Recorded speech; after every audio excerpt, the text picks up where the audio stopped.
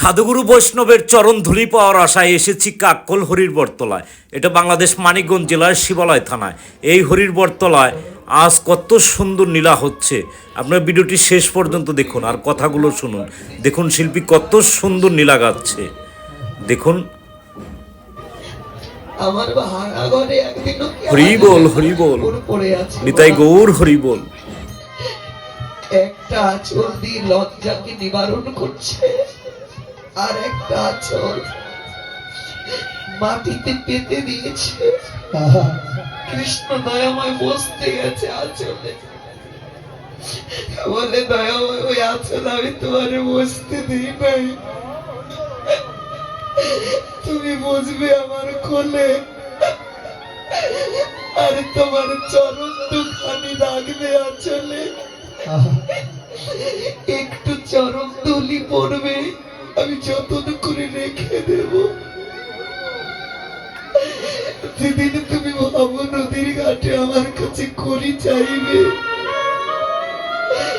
এই চরণ ধুলিটুকু দিয়ে আমি ভাব নদী পার হয়ে হরি বল হরি বল।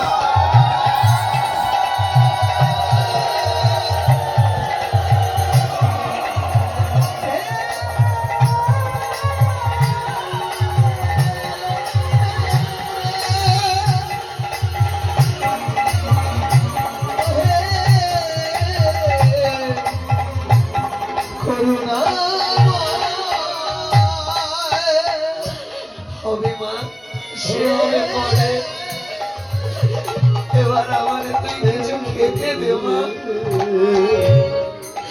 কি খেতে দেবে? ঘরে যে কিছু নাই। মনে পড়েছে আছে 7 দিন আগে ভিক্ষা করে আমি একটা কলা পেয়েছিলাম, কিন্তু ওই কলাটা যে আজ পচে গেছে। পচা কলার খোসা এনে কলার খোসাটা ছাড়ি, মাঝের বস্তুটা যেটা আমরা সেবা করি ওই বস্তুটা ফেলে দিয়ে আমার কৃষ্ণকে পরাশরে পচা কলার খোসা খাওয়াচ্ছে।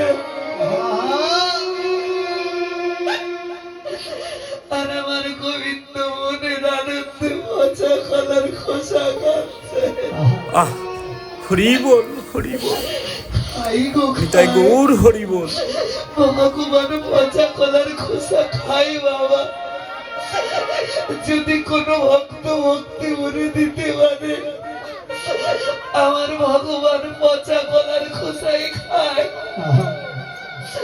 ওদিকে বিদুর গেছে স্নান করতে, একটা ভক্ত গিয়ে বলছে, বিদুর তোর ঘরে গোবিন্দ এসেছে। বিদুর ধুতিটা খুলে উলঙ্গ হয়ে স্নানে নেমেছিল, কারণ দুটো ধুতি নেই। যখন শুনেছে ঘরে কৃষ্ণ এসেছে,